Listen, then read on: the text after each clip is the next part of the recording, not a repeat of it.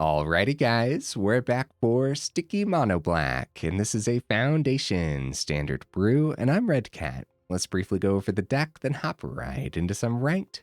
So why am I calling it Sticky? Well, our creatures are going to love to stick around even after the opponents remove them. Cards like Unstoppable Slasher, of course, right? Actually not going to take the time to go over this. We do see it a lot. We have a couple Enduring Tenacities too. This is a 4-mana 4/3. Whenever you gain life, target opponent loses that much life. But then also, when this dies, it has that enduring ability where if it was a creature, you return it to the battlefield as an enchantment. Gives us that little note, of course, it's no longer a creature. So other sticky creatures like Aclazotz here come back as Temple of the Dead, and I'd say is relatively easy to go ahead and flip back into Aclazotz when it does come time.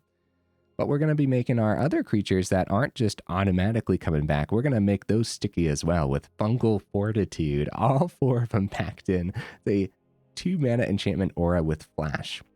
You enchant creature. Enchanted creature gets +2/+0. Okay. Now, when enchanted creature dies, return it to the battlefield tapped under its owner's control. Cool stuff. We see abilities like this all the time. Cards like Not Dead After All. But I'm actually leaning into all 4 of the Fungal Fortitudes because of the creatures that I decided to have in here. A lot of creatures with evasion. Cards like Deep-Cavern Bat, of course, made the cut. It's all 4 of them, and I'll tell you what, putting a Fungal Fortitude on a Deep-Cavern Bat is kinda, sorta no joke, dude. Swinging in the air for 3 damage and gaining 3 life every time you do so, and then even if the opponent removes this and gets their card back, our Deep-Cavern Bat's gonna come back anyways. Seems pretty cool, right? But then not the only creature in here that we actually have evasion that we wouldn't mind giving +2/+0 to. Faerie Dreamthief also made the cut. When it enters, surveil 1, which is kind of no joke. Has that bottom ability too, where you can exile it from your graveyard and you can draw a card, lose 1 life. Oh, it costs 2 and a black, by the way. Now, there's actually not too much card draw packed in, so I actually do think that that ability will come in handy quite often. The card draw that we do have packed in is 3 Gix Yawgmoth Praetors. When we have all these flyers going in, it could be as simple as turn 1 Dreamthief, turn 2 Deep-Cavern Bat, turn 3 Gix. That's a pretty good curve, dude. Swing in the air for 2 and draw 2 at the same time. That's actually kind of gross, right? So what else do we got packed in, guys? Well, we have 3 Phyrexian Fleshgorgers. Got to do some rearranging here because it's a 7-mana, 7/5 Menace Lifelink Ward. Pay life equal to Phyrexian Fleshgorger's power. However, we're actually looking at the prototype cost here. For just 1 and double black, it's a 3/3 instead of a 7/5. Not half bad, but I'll tell you what, plugging a Fungal Fortitude onto it, all of a sudden it's a 5/3 Menace Lifelink with that awesome ward ability, but then also if they end up killing it, it gets way more deadly, as when it's returned, it'll actually be the 7/5. Pretty cool stuff. All right, more stuff on the top end here. We got a couple Sheoldreds, of course, making the cut. Pairs beautifully with like Gix and whatnot, but also the life gain here works well with the Enduring Tenacity. Also, speaking of Tenacity, lifelink on Fleshgorger and Deep-Cavern Bat, of course, pairing beautifully with that Tenacity. Do have a 1-of Bloodletter of Aclazotz. We're not trying to be super duper fancy with all these different combos and stuff with the Slasher, but I do think it would have been a little silly to not have at least one of these in here, just because it pairs beautifully with, well, everything in here, right? Even if we're just flying in the air with the Deep-Cavern Bat and Dreamthief, right? Actually, a lot of flyers packed in Aclazotz too. Now, how about some removal? Well, we got a couple Virtue of Persistence. That's another way to gain life, working with the Enduring Tenacity. Okay. But also, I don't think it's going to be completely unheard of in here to potentially get late enough into the game where we just play the Virtue side of things for 7 mana. It is going to be rare, but not completely unheard of. Other removal, we got a couple Bitter Triumphs. Okay, we got 4 cut downs as well. All of this can be your removal of choice. Whatever you're seeing in your meta, whatever you think is going to be necessary. I personally think that 4 cut downs from me, what I'm seeing, I think these are really, really going to come in handy. Over in the mana base, guys, a couple Mishra's Foundries, actually, yeah. And we also have a Mudflat Village because there's going to be moments where you actually don't mind sacrificing this and grabbing a Deep-Cavern Bat back from the grave, or maybe early on in the game you had to discard like an Aclazotz to a Bitter Triumph, and Mudflat Village could help you get a bat back, so honorable mentions, guys. I talked a little bit about the Not Dead After All. Yep, just completely leaning into the Fungal Fortitude. I think it's going to be terrific in here. So, Not Dead After All, however, honorable mention for a very good reason. Bloodthirsty Conqueror. Like I said, I'm not trying to do anything too fancy with all the different combos and whatnot, but honorable mention for a very good reason. And Gix's command almost made the cut on the top end. I actually think it would be terrific in here as a one-of. All right, I do my dandiest to save the more in-depth discussion for the end of the video, so look forward to that. In the meantime, let's go ahead and take this into some ranked, see how we do.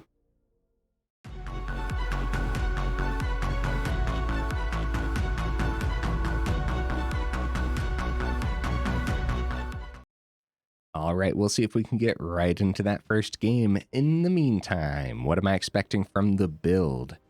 I think it's going to be friggin' fantastic, guys. I think it's going to be really, really good.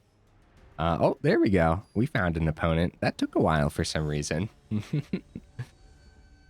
All right, opponent, what you bringing to the table?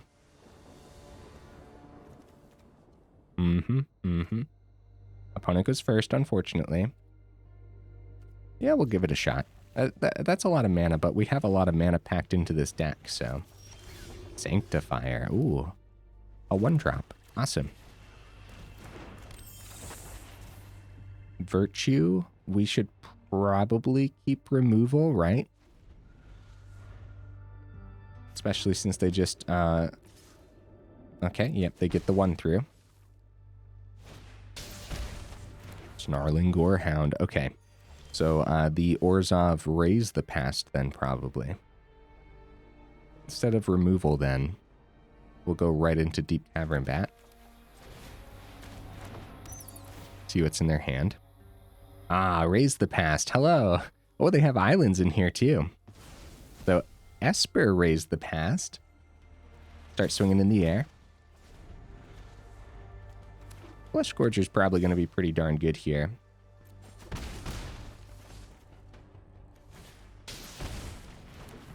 Probably go right into the Fleshgorger. Let's see what we draw, though, first. Oh, did they keep that on top? They must have.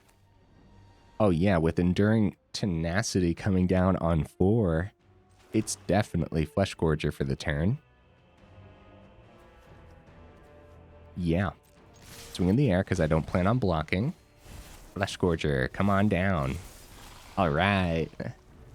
Let's see what the opponent does with that. Elesil Core, nice. Now these Gorehounds, they do have menace, so they're getting through. Wow, they're keeping that on top too. Wow. All right, more mana. Tenacity, right? Like there's no doubt about it. However, they do have the double block into the Fleshgorger, so maybe the Fungal Fortitude being kept open is a little better. Or, yeah, never mind. That's actually better because, boy, that's brutal. That's actually really brutal, isn't it? Let's see what the opponent does here. Oh no! Oh no, opponent! Fungal Fortitude. Take out both creatures. We're gaining a good chunk of life here. And Virtue, I'm just gonna save for when they play another Elesil Core or something, because they kept another card on top. Of course, we'd love to get the Enduring Tenacity down next turn, though. Do drop Cure, that's pretty darn good. Maybe we'll have to take the turn to actually drop the Virtue on the Elesil Core, though, this time. Big thing here is once the Tenacity's on the board, all this extra lifelink is going to just be huge chunks of damage getting through to the opponent. Mishra's Foundry. Not bad. Yeah, it's probably Tenacity. We're going to lose the Fleshgorger, though, this turn to the Elesil Core. The double block, right? Another one there in the grave. Yeah, we should establish the Tenacity.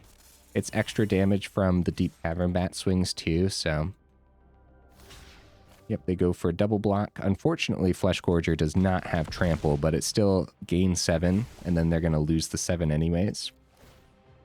Then the extra one from the Deep-Cavern Bat. Pretty cool. Down to 7. Picklock Prankster. Another Elemental Core. Picklock Prankster. Okay. Back up to 8. Bitter Triumph, huh? Right, well, we're gonna go ahead and take care of the Sanctifier. I suppose we take care. We want to still swing in the air with the Deep-Cavern Bat and everything. They're going to be forced to chump on the ground. If we keep the instant speed spot removal available, we could potentially prevent...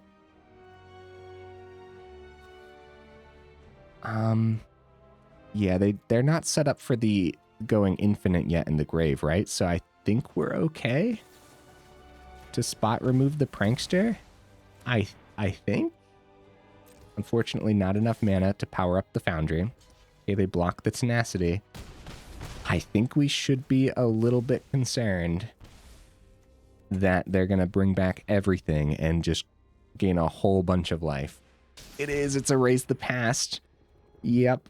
That's bad news, man. Really, really bad news. So... what are we going to do, man? They're going to gain so much life. Wait, how much life? Wait a minute. Okay, resolve all first of all, so I don't got to keep clicking that. Oh no. They're back up to 34. Oh no, could there have been something here, guys, that I could have done a little better to try to squeeze that damage through a little faster? I'm not sure. I know one thing. If they would have missed to raise the past number 2, that could have been pretty good. But I don't know how we're going to do 34 damage right now. I know we're 1 mana away from Virtue. So I guess we'll see what we can pull off. Unstoppable Slasher, that's one way to try to get some excess damage through, but it's not enough right now.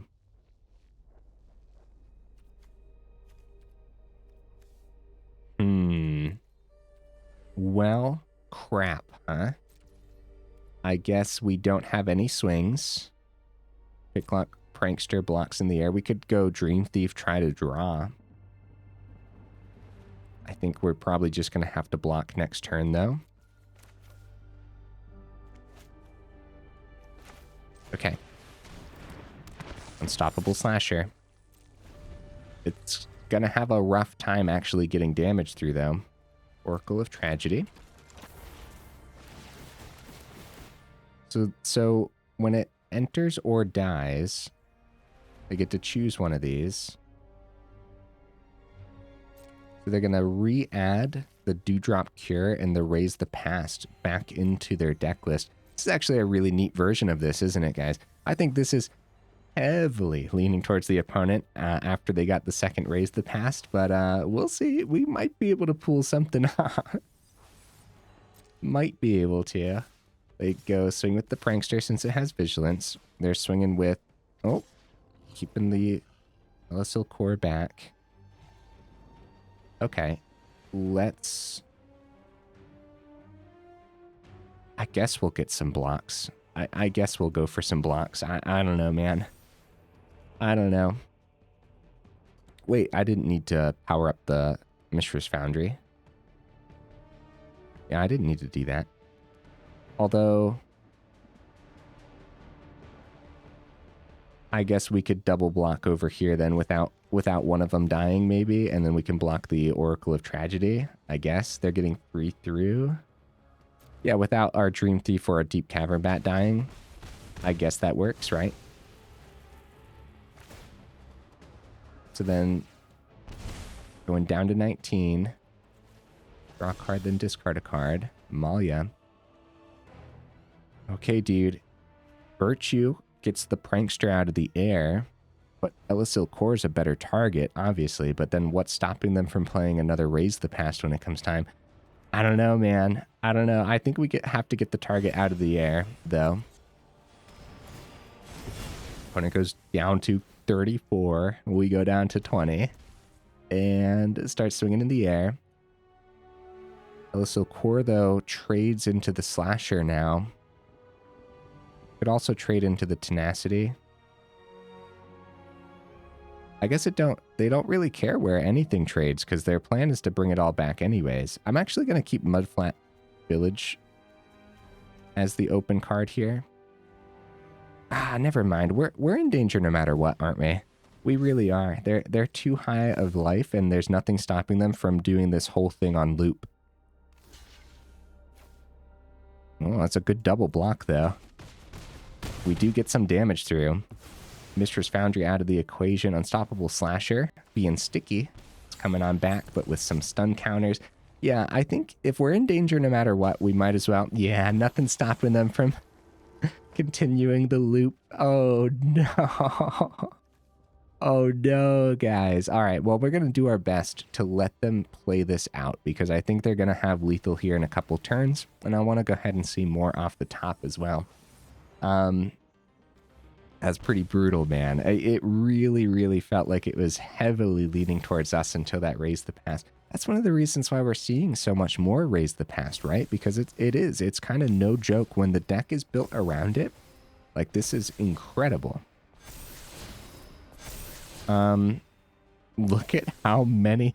Holy cow. Oh my goodness, guys. Something else, guys. If I didn't power up the Mishra's Foundry, even if we saw mana off the top into a Virtue, like that other, what just happened? Oh, I don't think I've ever seen that ability come into play. Wait a minute. Yeah. I've never seen Amalia actually reach 20 before. So they get their other Raise the Past back. But then how many... I think we're just going to die, right? From the Elemental Core abilities. So then destroy all other creatures if its power is exactly 20. That's something else, dude. Wait. Wait, how many... How many more, opponent? How many more? This is really funny. I don't know. Like, we could stop this madness. We could just concede, right? But now I just want to see... I want to see all of these happen. Amalia is 43, 44. Guys, this is a great time to bring up the fact that I always have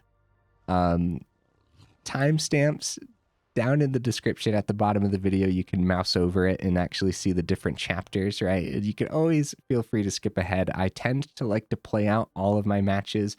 It's very rare that I concede. Usually when I concede, we're up against control and it looks like it's going to take them way too many turns to win or something.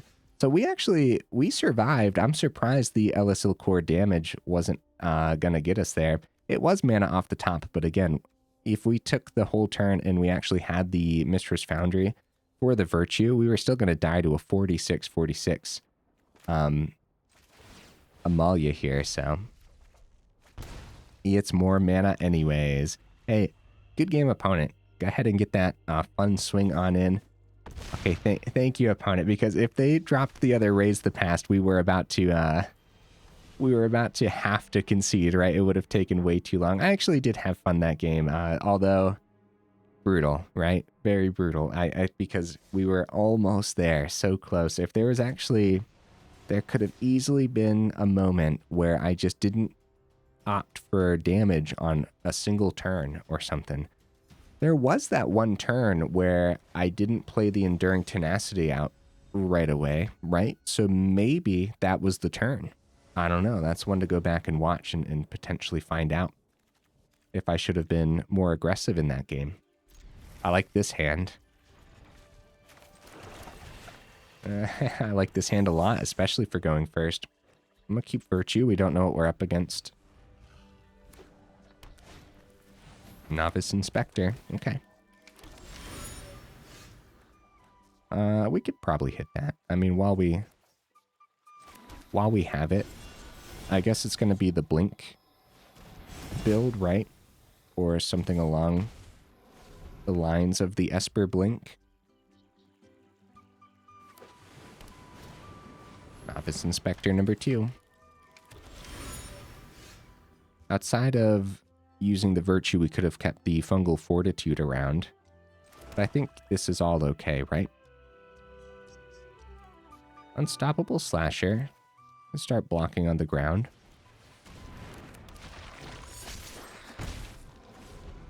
I think that's okay. I think that's fine over the Fleshgorger for now. Because we don't know exactly what the opponent's going to pull off for a little while here. Duskrose Reliquary is a great way to get rid of the Slasher. They swing for 1. Looks like they're going to keep the 2 open. They are. 4th mana is terrific news. Start with the swing.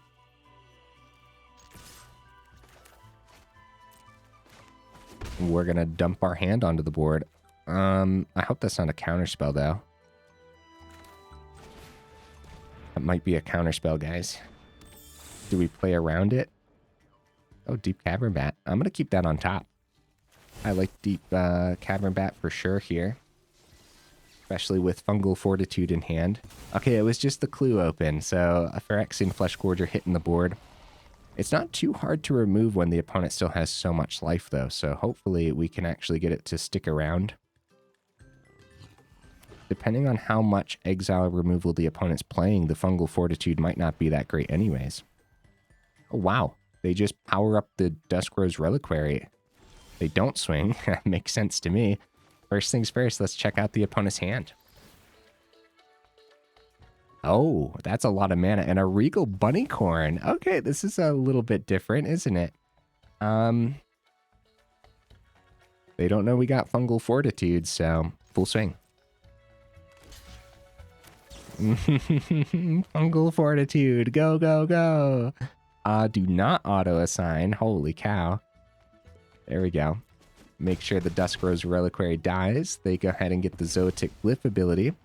Get Unstoppable Slasher back. And there's the big old chunky Phyrexian Fleshgorger. Cool. Oh, and they found a Regal Bunnycorn. GG opponent. Wow. Oh, guys, no deck tracker today, by the way. Same as in the last video.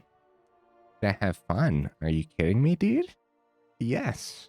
Yes, I did. Yeah, no deck tracker because it was crashing my game for some reason. I don't know what that's about. Hopefully that gets fixed soon. But next set is coming out soon anyways, and usually that breaks the deck tracker for like a week. So I guess we can just live without it for now until there's like an update. Go first. Right? It's good. Hey, this is what I'm expecting from the hands, man. Do I keep that? I don't keep that, do I? I send the swamp. 25 total mana in here, which is a lot. It's a lot of mana. It's because we have so much in the middle and top end that we want to see mana pretty much every turn, no matter what. I wonder if they trade into that.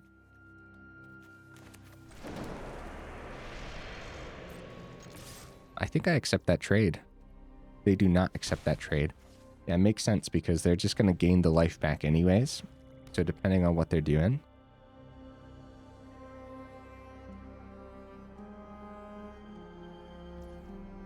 Okay. They go for the swing.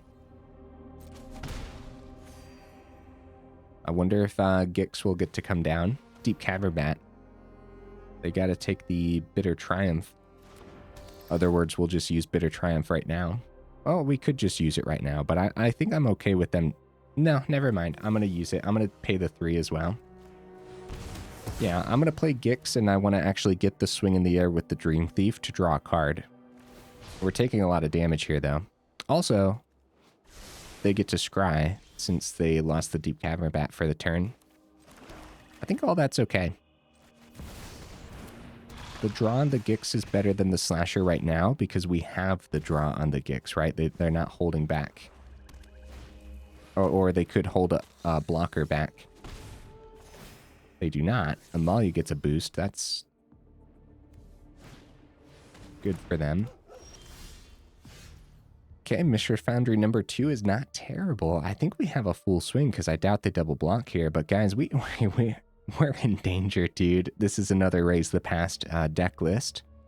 So maybe they do double block, and they're probably pretty happy about it.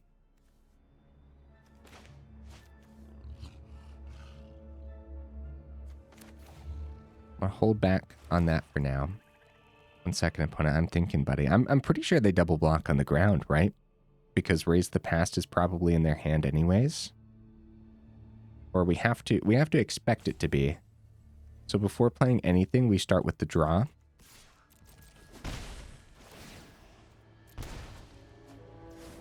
Okay, it's more mana. That's not great news.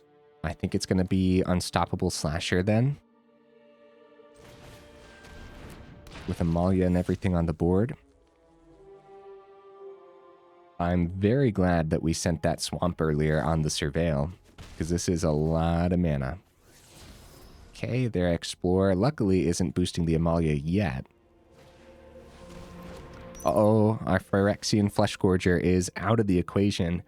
That's bad news, and now they do have the blocker in the air for the Dreamthief. However, we'll get the Fleshgorger back and we'll be able to play it, which could be good. Life Creed duo on the board.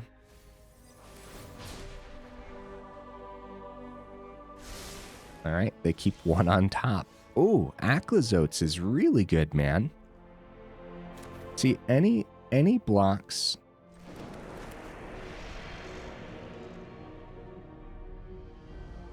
Any blocks is beneficial for the opponent, right? However, they're probably going to want to block the Unstoppable Slasher regardless. At that point, I guess we swing with Unstoppable Slasher. There's a chance that they just let it go through and we get another draw with the Gix. Okay, they do not. They do not want that to go through no matter what. I say we take care of... It doesn't really matter here, right? But the Amalia's the best target. And, oh. That's right. Hey, Death Touch. Nice. Cool. Alright, let's do that. And let them keep the Gorehound. Slasher comes back because it's a sticky. And then Aclazotz can potentially help us start gaining some life. Alright, let's see the Raise the Past. It's a Hinterland Sanctifier. And they no longer have double white on the board. Great news for us, man. Maybe we can push this damage through before they see the Raise the Past.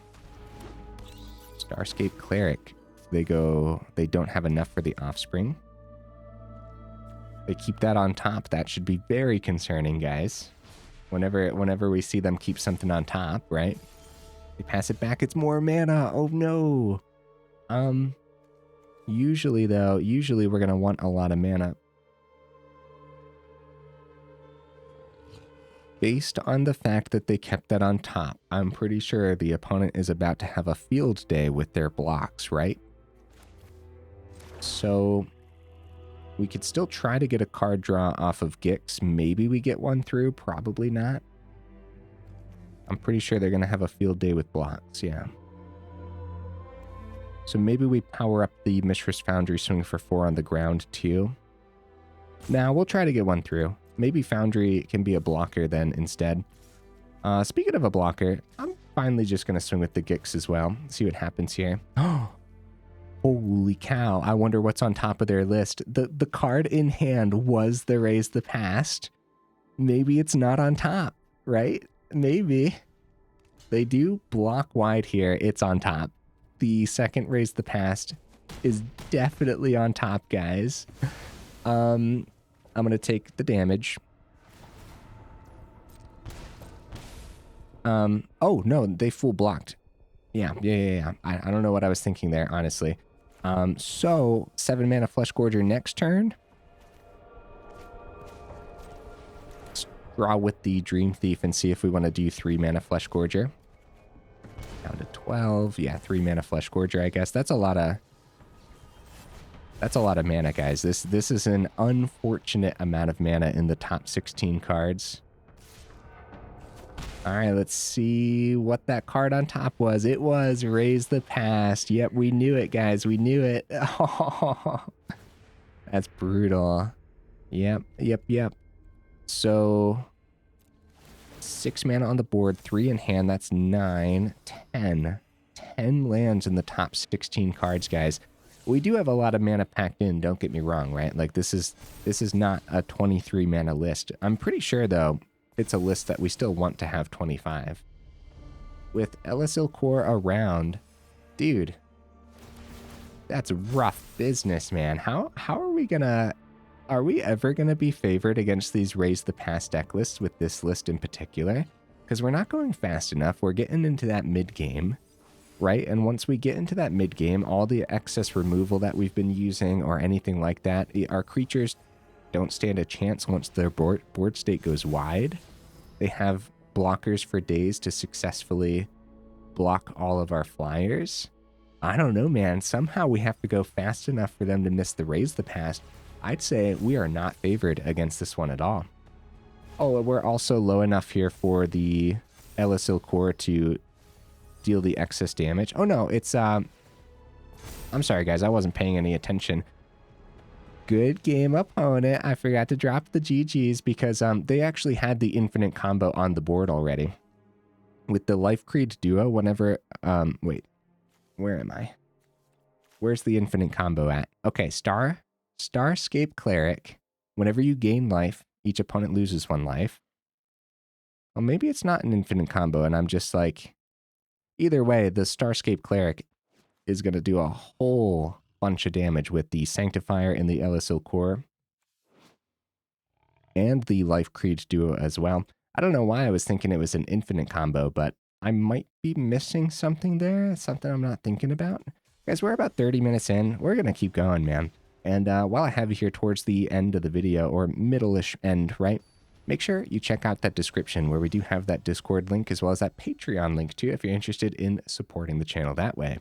Also, guys, for the YouTube side of things, if you like the video, make sure you actually drop it a like. And if you enjoy the channel, then consider subscribing because it really does help out the channel. So thank you guys. All right, opponent goes first. Opponent, no more Raise the Past, opponent.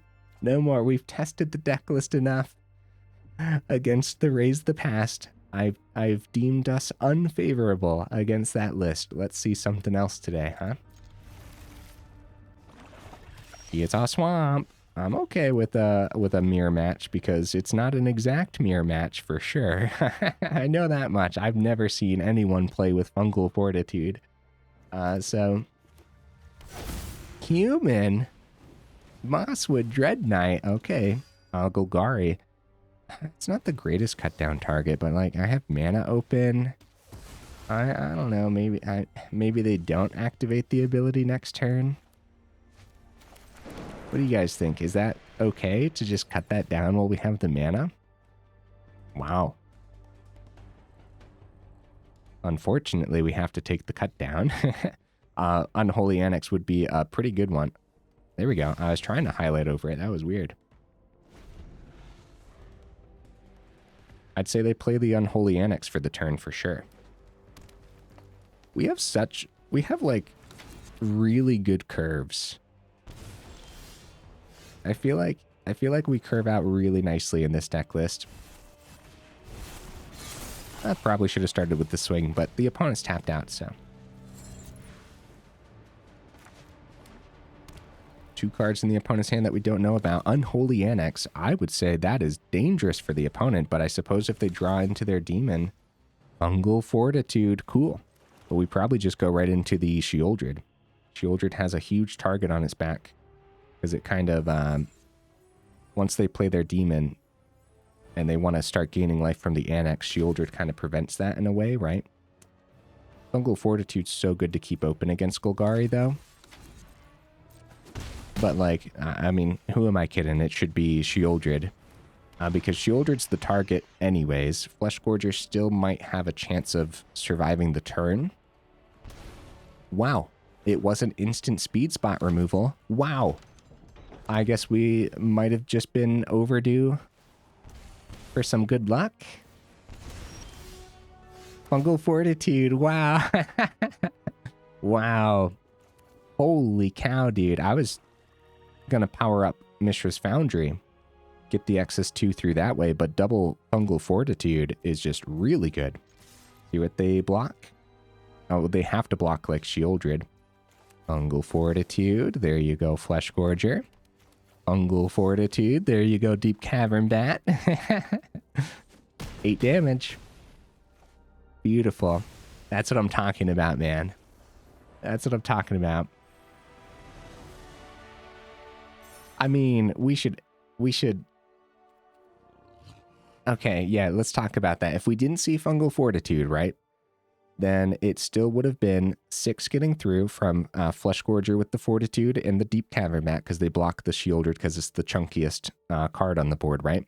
And then Mishra's Foundry would have been the excess 2 over here too. So we didn't need to see the Fortitude. That was just the fun way to do it because that's like that's kind of like the build around card, funny enough. So that was awesome, man. One more. Let's do this. Win or lose, I'm relatively satisfied. Okay, wait, hold on. As long as we don't go against that raise the past deck list, then I'll be satisfied, right? Oh, man. All right, what you bringing to the table, buddy? Bring something good. Opponent goes first. That's unfortunate. I'm going to keep this, though. 25 mana in here. We're going to find swamps. Easy peasy. Duress. My Fortitude. No, my Fungal Fortitude. You monster opponent. My soul. Okay, we keep the swamp on top. We won our turn 3 for sure. Here we go. Here's that mirror match I was talking about. Oh, they tempo us out by taking the Deep-Cavern Bat. That's really good for the opponent, unfortunately, but we still have terrific cards in hand. They don't accept the trade because they're going to gain the 1 back anyways. Maybe at that point, I just keep the 1 back for the block. There's no guarantee that that would work either, though, and that might just tempt them to use a cut down or something. Duress number 2 actually misses. That's nice. Deep-Cavern Bat takes the Sheoldred because they can't tempo us with the Fleshgorger. Sheoldred's the better target, I would say. Although if we miss mana, we won't have 2 turns in a row of Fleshgorger. And Fleshgorger might... Okay, I was going to say Fleshgorger might be a problem for them too if their only removal is Go for the Throat. Mishra's Foundry. Might as well play that just in case it ends up getting discarded or something. And I am going to keep the blocker back this time, especially against 2 Deep-Cavern Bats. Unholy Annex, yeah. Yeah, it's definitely not a surprise. All right, we can power up Foundry for a bigger swing for the turn, but I think just establishing the other Fleshgorger is a little better. We'll start with the swing with the Fleshgorger, and we still just keep the blocker back for now. Because I think they take the 1, they start swinging in the air, gaining 2. Yeah, it definitely makes sense to keep the blocker versus 2 Deep-Cavern Bats for sure. Bloodletter of Aclazotz is a problem, dude. That's a problem for sure. Wow. Bitter Triumph is great. Do we just take the 3, play the 5th mana, or do we discard the 5th mana?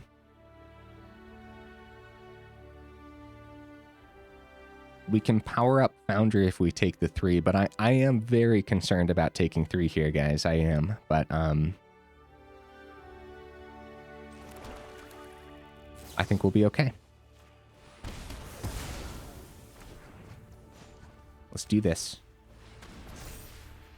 Oh, we're gaining 6 anyways. But with Bloodletter, I guess there's still a reason to be concerned. Yeah, back up to 21. That's great. Fleshgorger's lifelink is no joke. Ritual Chamber, they go for that 6/6 demon. Now they'll have some pretty good double blocks into the Fleshgorger. So Fungal Fortitude off the top. Oh, Gix actually works pretty well too, doesn't it? We don't know what we're going to be drawing, so we want to use the Foundry. If we're going to end up drawing, right? Double block into 1 Fleshgorger. The other Dreamthief can successfully swing then. They don't want to give us the Deep-Cavern Bat. We're going to draw potentially 2 here. They are going to give us the Deep-Cavern Bat. That's good news. So we're getting 4 through. Okay, good. All right, let's do this. Draw 2. Swamp. Swamp. That's not good at all, is it? Well, we definitely play 1. Let's see what's in their hand.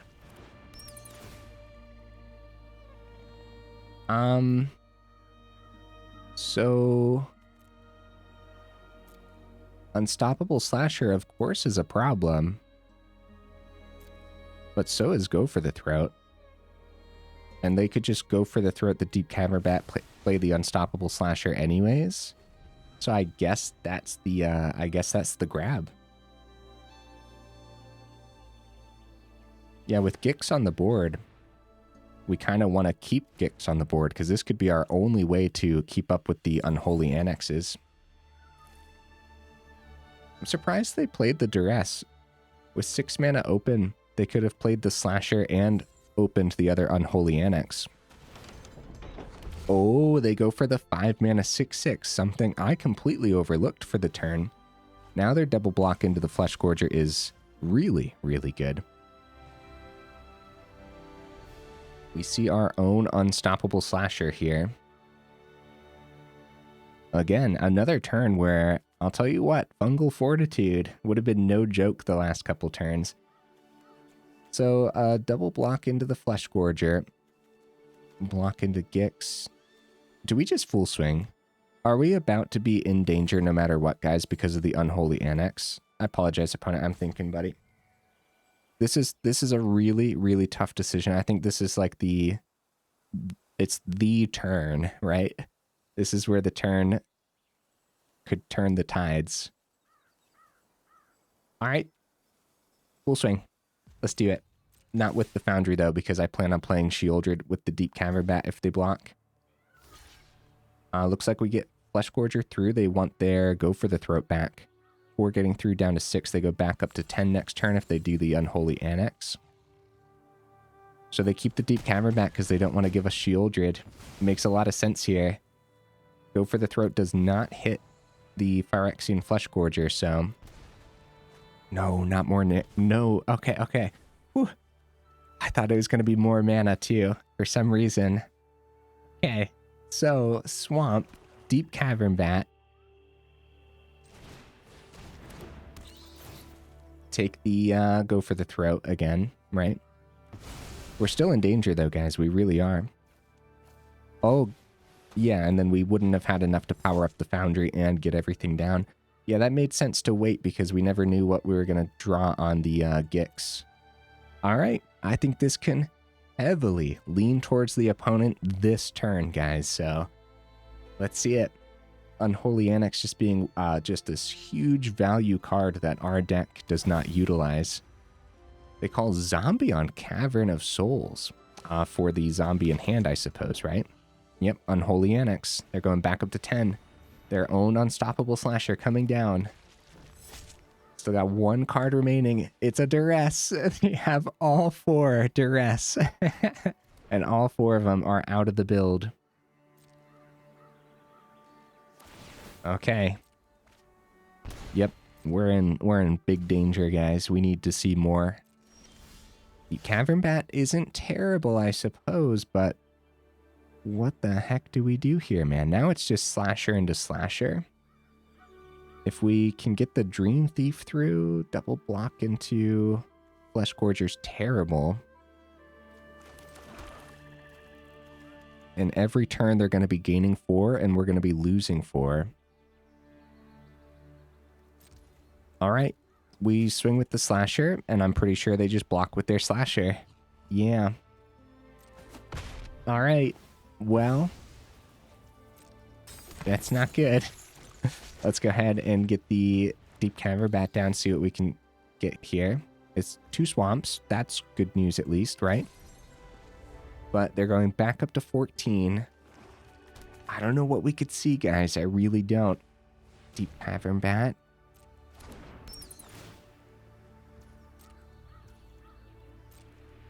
They're still not swinging. They decide that they can play the long game, and I think they're right. Virtue of Persistence. That's probably pretty good, right? We have we don't have enough to do both. We can start by doing Virtue on the Deep-Cavern Bat, play the Sheoldred, but then setting up for the turn with just the actual Virtue could be much better.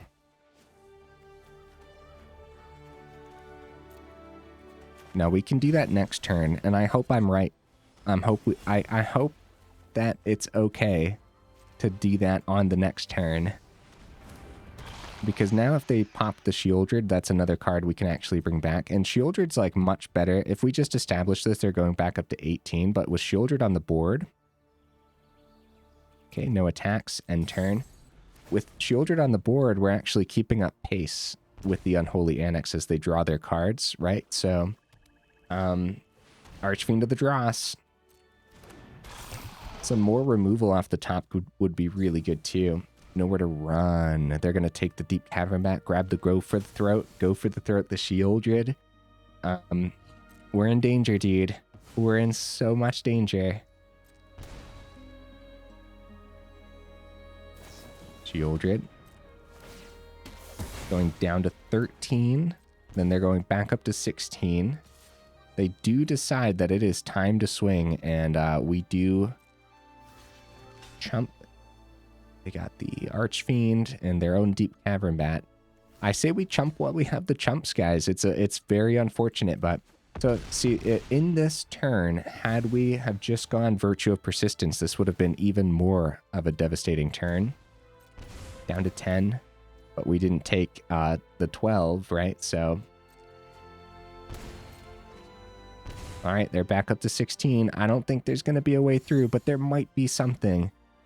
Hey, Enduring Tenacity earlier could have been huge, right? Wow, with the Fleshgorger swings that we were getting through. That's something else, man. That's really something to think about.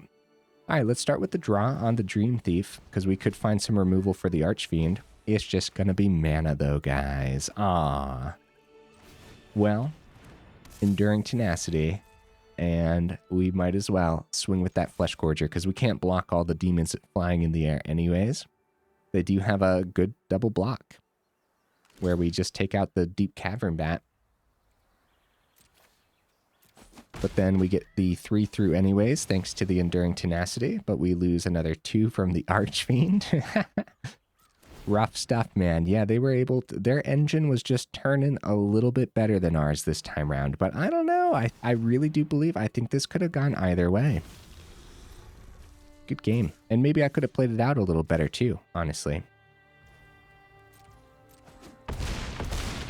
The double annex is one thing too, where maybe if they missed the second Unholy Annex, maybe we could have had a little bit of a easier time, right? If it was one annex, maybe we could have had enough value. The double annex was way too much. I'll tell you what though, I was feeling pretty good, especially at the beginning, so. Sticky mono black. All right, here's the deck list again. Let's do some rearranging. Yeah. I liked this. I liked this a lot. I actually really liked the Mishra's Foundry. Just having that extra creature ready to swing. Like, we're kind of sort of mono black aggro, but like it's definitely an aggro deck list that is...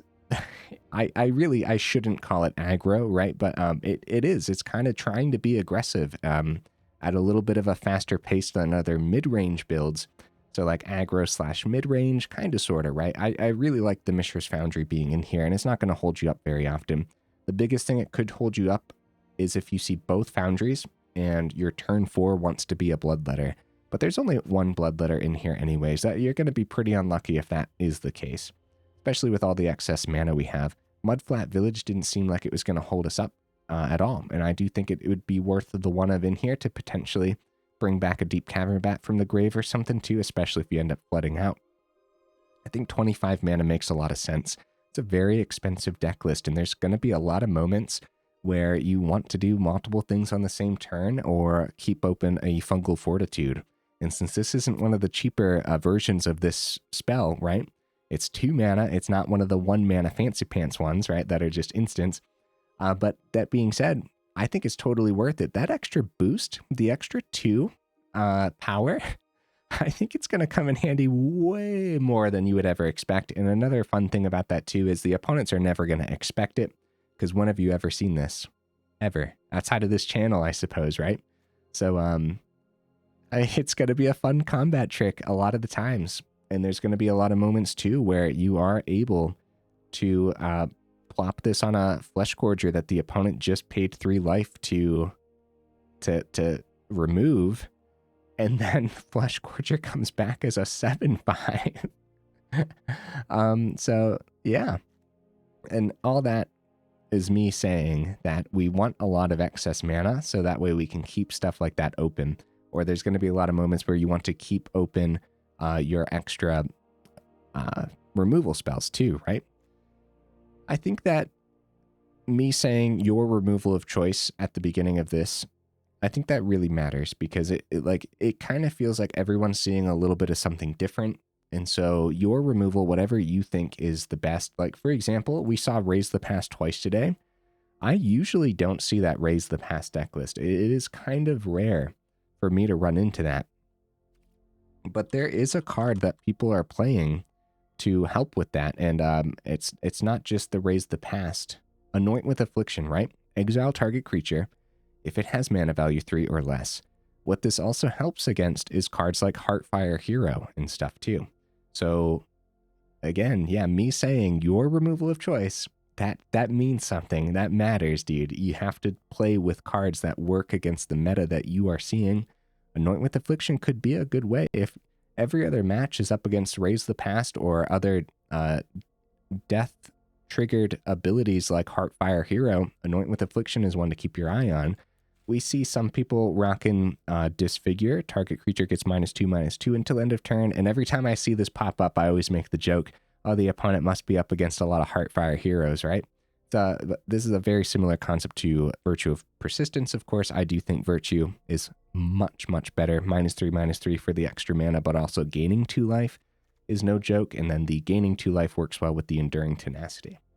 I really like this concept, and I put this deck list together specifically because all I ever see is removal, and that's it. And that's what most people are playing. And even when I'm up against super aggressive deck lists, they have perfect pieces of removal lined up and ready to go.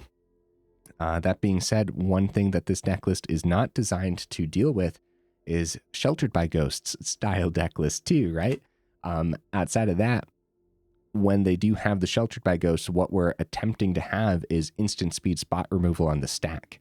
So when they drop a Sheltered by Ghosts, cut down usually takes care of that. So 4 cut downs, that's why I leaned towards that, right? So,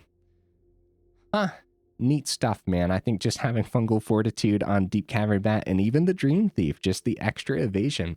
Dreamthief is one of those cards where you can go whatever 1-mana creature you want, but good luck finding one that's that has this much value in this deck list in particular, because you want it to have some form of evasion for the Gix too, right? So it makes a lot of sense. The Surveil 1 really comes in handy too. You never know, maybe you surveil something off the top that you can't play right now, like an Aclazotz. You eventually bring it back with a Mudflat Village, bring it back to your hand, of course, right? Or maybe late game, 7-mana Virtue. As we saw in a lot of those games, though, there's usually just something better to do. We kept our hand relatively stocked. I would say, yeah, 3 Gix is definitely worthwhile in this deck list, especially when Fleshgorger's also getting through well with the extra menace and everything, too. This is actually just really neat, wasn't it? I enjoyed myself a lot with this one. Fungal Fortitude. I'll have to revisit this again in the future, maybe in like an enchantment build or something, right? There's enough eerie cards to work with the Fungal Fortitude. All right, guys. Let me know what you would add or take out. I'm personally not going to change anything. I think if we played another 5 games, I think we'd win most of them. I do, but I mean, more testing required for sure. Also, guys, probably put it on the do not craft list because it's pretty expensive.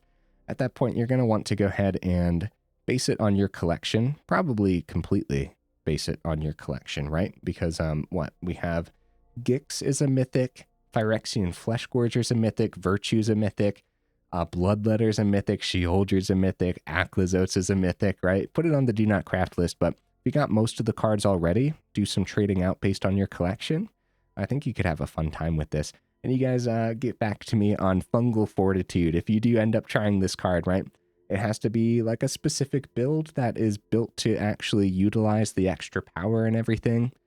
That's what we did here today. But outside of that, I mean, you guys get the concept with the Fungal Fortitude. So get back to me on the Fortitude and let me know how it does. It did great for us today, and there were some of those games too, right, where if we would have top decked a Fortitude, we would have been pretty happy about it. There were some other games where just an extra Enduring Tenacity could have gone a long way. So like the one of Bloodletter, there's an example of a card if you don't have it. We don't have the excess demon theme in here or anything. If you don't have this, you don't have to craft it. Maybe you have another Enduring Tenacity. That could be a pretty fun one. That being said, not too much life gain packed in, but there's definitely enough to make this worthwhile. Somewhere about a fourth of the deck has life gain of some sort. Deep-Cavern Bat, Virtue, Fleshgorger, Sheoldred, right? So, yeah. All right, guys. Hey, enough rambling. If you made it this far into the video for real, y'all are champions. I super duper appreciate you, and I will see you in the next video.